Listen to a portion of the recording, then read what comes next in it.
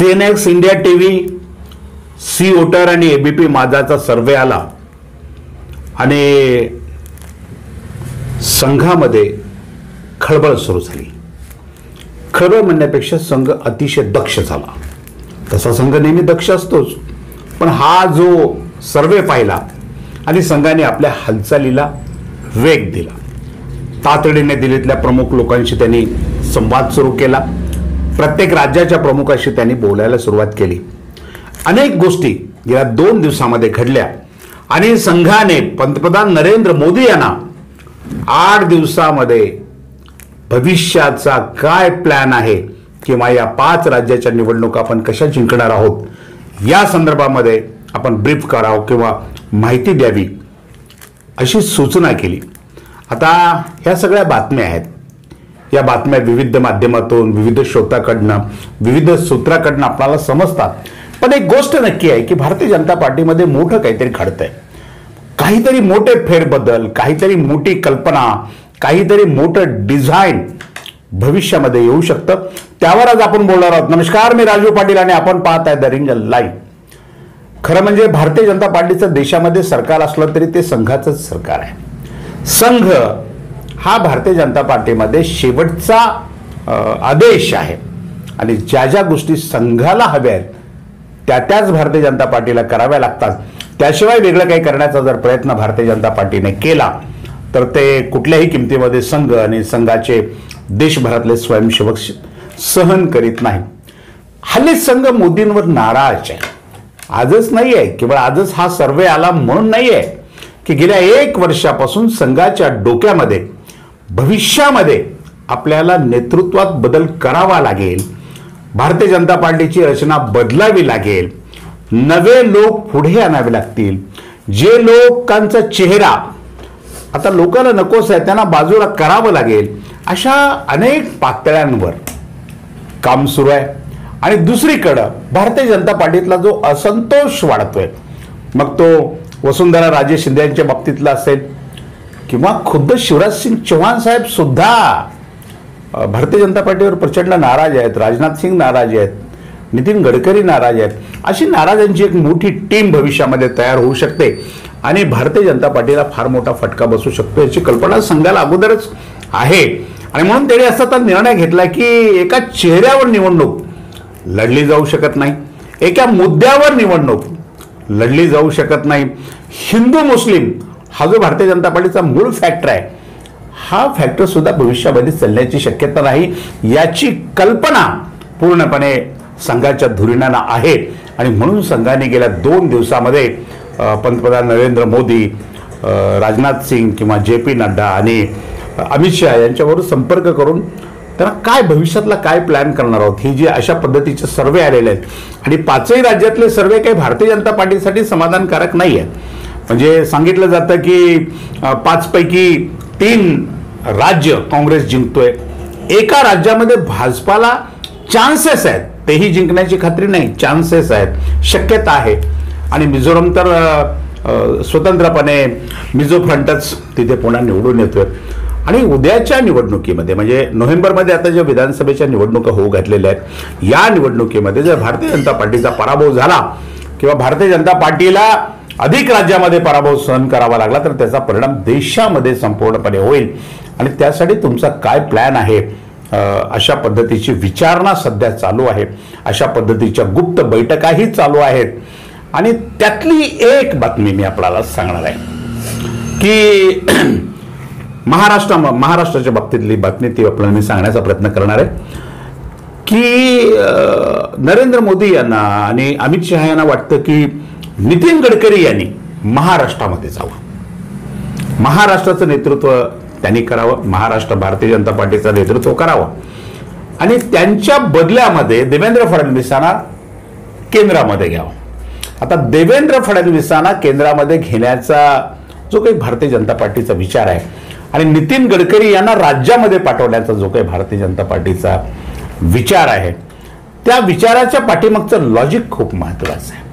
ते लॉजिक असं आहे की नितीन गडकरी हे नरेंद्र मोदी यांचे स्पर्धक मानले जातात किंवा भविष्यातले पंतप्रधान अशा पद्धतीने लोक त्यांच्याकडे बघतात. अगदी विरोधी पक्षातल्या लोकांना सुद्धा नितीन गडकरी, त्यांचं काम, त्यांचं व्यक्तित्व आणि व्यक्तिमत्व हे चांगलं आवडतं.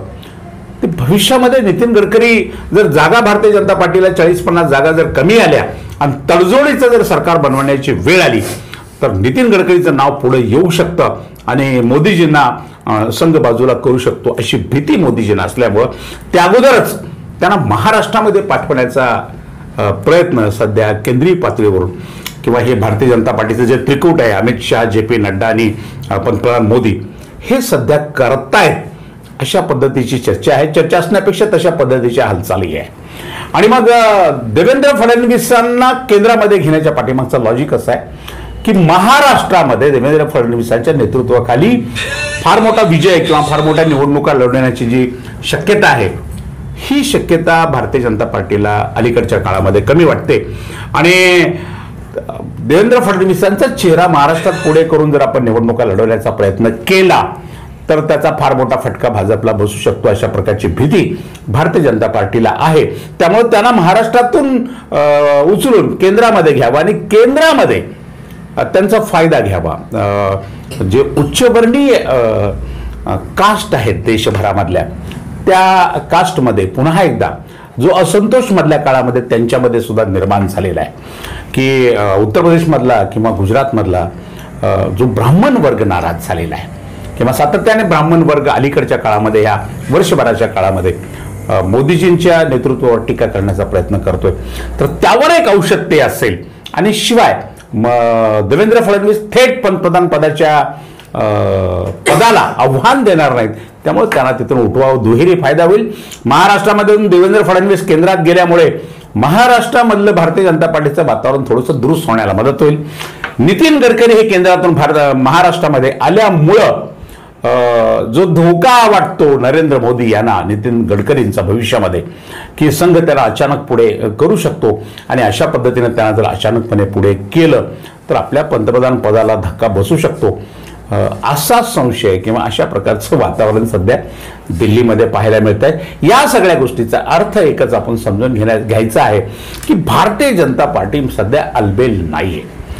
ते कितीही आम्ही जगातली मोठी पार्टी आहोत, आमचं फार मोठं प्रस्थ आहे, आमचे एवढे कोटी सदस्य आहेत, असं काही म्हणत असली किंवा पुन्हा आम्हीच निवडून येऊ अशा प्रकारचा विश्वास ते कितीही मोठ्या पद्धतीने व्यक्त करत असली तर परिस्थिती मात्र अशी नाही आहे की देश का मूड नावाचे सर्वे अलीकडे जे येत आहेत त्या सर्वेचं विश्लेषण गोदी मीडिया कितीही साजूक शब्दामध्ये करत असलं किंवा नरेंद्र मोदींचं अस्तित्व कायम ठेवून भारतीय जनता पार्टीचा गंमत अशी आहे बघा, हा महत्वाचा मुद्दा आहे की गोदी मीडिया मोदी प्रेमामध्ये इतकी अखंड बुडून गेलेली आहे की या मीडिया जेव्हा अशा पद्धतीने विश्लेषण करते, या सर्वेचं विश्लेषण करते, तेव्हा लोक ते सरळ सरळ सांगत असते की भारतीय जनता पार्टीच्या विरोधात देशाचा मूड बनत चाललेला आहे आणि इंडिया आघाडीच्या बाजूनं देशाचा कल वाढतो आहे. हे एकीकडे सांगतानाच मोदींचं अस्तित्व कायम आहे, मोदींचा करिश्मा कायम आहे, अशा पद्धतीनं मोदींचं कौतुक करायला ते विसरत नाहीत. यामध्ये काहीतरी गडबड आहे, ती सगळ्या प्रेक्षकांनी, सगळ्या जाणकार नागरिकांनी समजून घेण्याची आवश्यकता आहे. आज आपण याच गोष्टीवर चर्चा करतोय की महाराष्ट्रामधले हे जे दोन नेते आहेत, नितीन गडकरी आणि देवेंद्र फडणवीस, या दोघांच्याही जागा भविष्यामध्ये बदलल्या जाऊ शकतात. नितीन गडकरींना महाराष्ट्रात पाठवण्याचा पूर्ण प्रयत्न सुरू झालेला आहे. आता नितीन गडकरी कितपत ह्या सगळ्या गोष्टी स्वीकारतात, कारण नितीन गडकरी हे स्वतंत्र व्यक्तिमत्व आहे. ते एका मर्यादेपर्यंत, एका हद्दीपर्यंत भारतीय जनता पार्टीचा कार्यकर्ता, भारतीय जनसंघाचा स्वयंसेवक म्हणून शिस्तीत राहील, परंतु स्वाभिमान घाण ठेवून किंवा सर्वस्व घाण ठेवून नितीन गडकरी कोणाचा आदेश मानतील, मग ते पंतप्रधान नरेंद्र मोदी असले तरी, असं मला स्वतःला वाटत नाही. जिथपर्यंत आजपर्यंत नितीन गडकरींना आपण बघण्याचा, त्यांना समजून घेण्याचा प्रयत्न केलेला आहे, या सर्व पार्श्वभूमीवर नितीन गडकरी कितपत केंद्रातून महाराष्ट्रात येण्याचा विचार करतील हे प्रश्नचिन्ह आहे. आणि देवेंद्र फडणवीस केंद्रामध्ये जातील, त्यांना जाण्याशिवाय पर्यायही उरलेला नाही. राज्याची परिस्थिती, महाराष्ट्राचं राजकारण, मधल्या काळात त्यांनी फोडलेले 2 पक्ष, त्यांच्यावर झालेले महाराष्ट्रातले आरोप, त्यांच्या विरोधात निर्माण झालेली महाराष्ट्रातली सगळी राजकीय परिस्थिती, त्यांच्या विरोधामध्ये निर्माण झालेल्या महाराष्ट्रातल्या जनतेच्या लोकभावना, या सगळ्या गोष्टीचा विचार केला तर देवेंद्र फडणवीसांना आता केंद्रात गेल्याशिवाय दुसरा पर्याय त्यांच्याही समोर उरलेला नाही. परंतु या सर्व गोष्टीवर संघ मात्र लक्ष ठेवून आहे.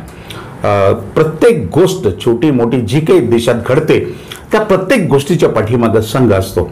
भारतीय जनता पार्टीचं सरकार असलं, या नरेंद्र मोदींना केंद्रामध्ये प्रचंड बहुमत असलं तरी एखादं विधेयक मंजूर करायचं असलं तर ते पहिल्यांदा संघाकडून पास करून घ्यावं लागतं आणि नंतर लोकसभेत किंवा राज्यसभेत पास करून घ्यावं लागतं.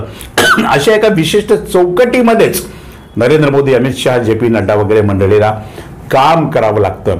आणि या 5 राज्यांच्या आता नुकत्याच ताज्या आलेल्या सर्वेच्या पार्श्वभूमीवर पूर्णपणे संघाला असं वाटतं की आता बदल हवे आहेत.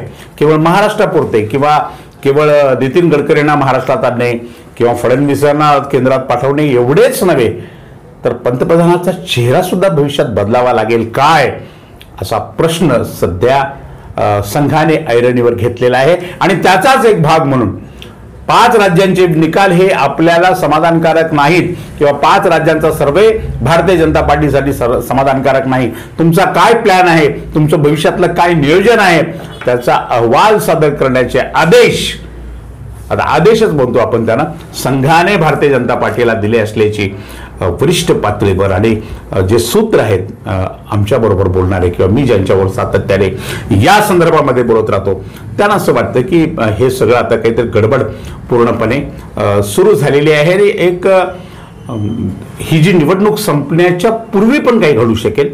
म्हणजे विधानसभेची निवडणूक 7 नोव्हेंबरपासून सुरू होते 5 राज्यांची आणि ते 30 नोव्हेंबरला संपते.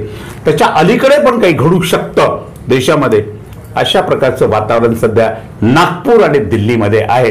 सध्या नागपूर गरम आहे आणि दिल्ली अत्यंत थंड आहे. आज इतकंच. अशाच महत्त्वाच्या गोष्टीवर रोखठोक भाष्य ऐकण्यासाठी पाहत रहा रिंगण लाईव्ह, आवाज महाराष्ट्राचा.